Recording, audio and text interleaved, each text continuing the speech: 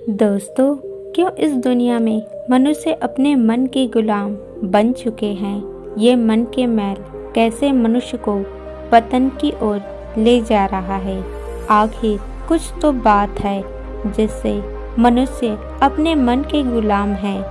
इस दुनिया में मनुष्य के मन और मन के मैल को लेकर भगवान बुद्ध सभी मानव जाति को दिशा निर्देश दिए हैं, जो बाबा साहेब अम्बेडकर द्वारा लिखी गई भगवान बुद्ध और उनके धम्म पुस्तक के तीसरे भाग के 5वें क्रमांक में बौद्ध जीवन का मार्ग में बताया गया है कि भगवान बुद्ध बताते हैं कि आदमी वही कुछ होता है जो उसका मन में चल रहा होता है और उसका मन ही उसको भविष्य में अपने अनुसार बनाता है।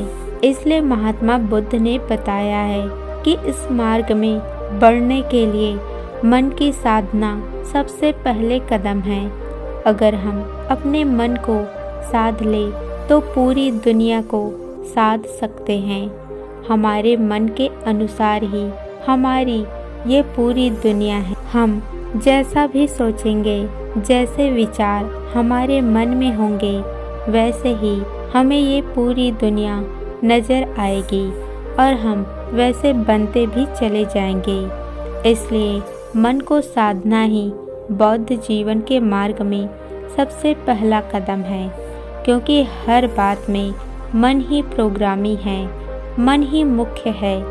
यदि कोई आदमी दुष्ट मन में कुछ बोलता हो या करता हो तो दुख उनके पीछे पीछे ऐसे हो लेता है जैसे गाड़ी के पहिए गाड़ी खींचने वाले पशु के पीछे पीछे चलता जाता है। और यदि आदमी स्वच्छ मन से कुछ बोलता हो या करता हो तो सुख उसके पीछे पीछे ऐसे हो लेता है जैसे कभी न साथ छोड़ने वाले छाया, जो आदमी के हमेशा आगे पीछे रहता है।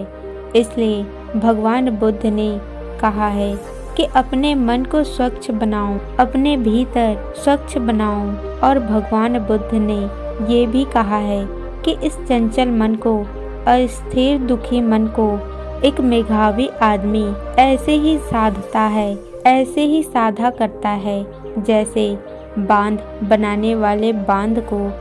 मन को साधना और मन को वश में करना अत्यंत कठिन है, बहुत ही कठिन है, लेकिन नामुमकिन नहीं है। अगर हम श्री भगवत गीता से समझे तो गीता में अर्जुन श्री कृष्ण से पूछते हैं, हे कृष्ण, यह मन बड़ा ही चंचल है, हठी है, बलवान है। मुझे इस मन को वश में करना वायु को वश में करने के समान अत्यंत कठिन लगता है। आप ही कृपा करके इस मन को खींचकर अपने में लगा ले। अर्जुन की बातों को सुनकर श्री कृष्ण फिर बोले। भगवान श्री कृष्ण ने कहा कि हे महाबहु कुंती पुत्र, इसमें कोई संयम नहीं है कि चंचल मन को वश में करना अत्यंत कठिन है, किंतु इसे सभी सांसारिक कामनाओं को त्याग, वैराग्य और निरंतर अभ्यास के द्वारा वश में किया जा सकता है।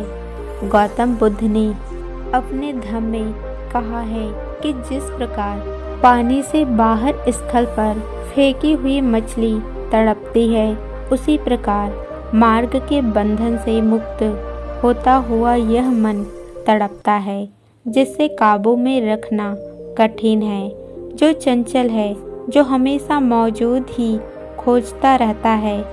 इस मन को काबू में रखना बहुत ही आवश्यक है।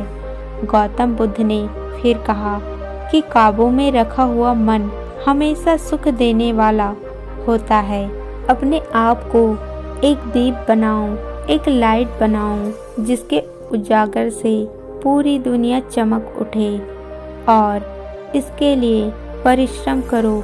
जब तुम्हारे चित्त मेलों का नाश हो जाएगा और तुम निर्दोष हो जाओगे, तब तुम्हें दिव्य भूमि को प्राप्त होगा। यहाँ चित्त मेलों का मतलब होता है कि तुम्हारे मन में जो विकार है, जो आसक्ति है, उसे दूर करो। फिर भगवान ने एक उदाहरण दी कि जिस प्रकार सुनार छन छन करके, थोड़ा थोड़ा करके चांदी के मैल को दूर करता है, उसी प्रकार बुद्धिमान आदमी को चाहिए कि छन छन करके, थोड़ा थोड़ा करके अपने चित्त मैल को दूर करे। लेकिन आजकल की दुनिया में लोग सिर्फ बाहर के मैल को साफ करने में लगे हैं, भीतर के मैल को कोई साफ नहीं करता, अपने मन के विकारों को कोई साफ नहीं करता। जिस प्रकार लोहे से उत्पन्न हुआ मोर्चा लोहे को ही खा जाता है, उसी प्रकार एक पापी के अपने कर्म ही उसे दुर्गति कर ले जाती है। फिर भगवान बुद्ध आगे बताते हैं, लेकिन सभी मनों से भी बढ़कर, सभी विकारों से भी बढ़कर अविद्या सबसे बढ़कर मैल है, सबसे बड़ा विकार है। भिक्षुओं, इस मल का त्याग करके निर्मल हो जाओ। भगवान बुद्ध बताना चाहते हैं कि इस दुनिया में आए हो तो अविद्या लेकर ही ज्ञान अर्जित करो, विद्या को पाओ और अपने मन के मैल को निर्मल करके स्वच्छ हो जाओ। जो आदमी कौए की तरह निर्लज है, शरारती है, दुस्साहसी है, दुष्ट है, उसके लिए उसका जीवन आसान है, सरल है। वह आसानी से अपने जीवन को काट सकता है। लेकिन जो आदमी विनम्र है, सदैव पवित्रता की खोज में रहता है, अनासक्त है, शांत है, निर्मल है, बुद्धि युक्त है, ऐसे आदमी के लिए जीवन सरल नहीं होता, अशांत नहीं होता। लेकिन जब उसे ज्ञान हो जाता है, वह सच्च हो जाता है, तो उसका जीवन धीरे धीरे सरल होता चला जाता है। वह अपने आप में सरलता हो जाता है, सहजता हो जाता है।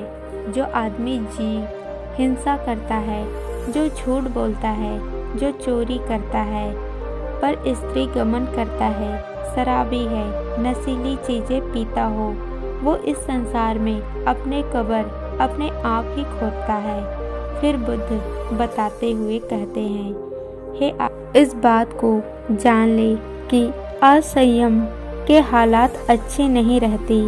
बुद्ध यहाँ पर बताना चाह रहे हैं कि असंयम मत रहो, हमेशा संयम में रहो, कंट्रोल में रहो, अपने आप को कंट्रोल करो, अपने मन को, अपने शरीर को कंट्रोल करो और इस बात से हमेशा सावधान रहो कि लोग और पाप कर्म तुम्हें चितकाल तक दुख में ही न डाले रहे।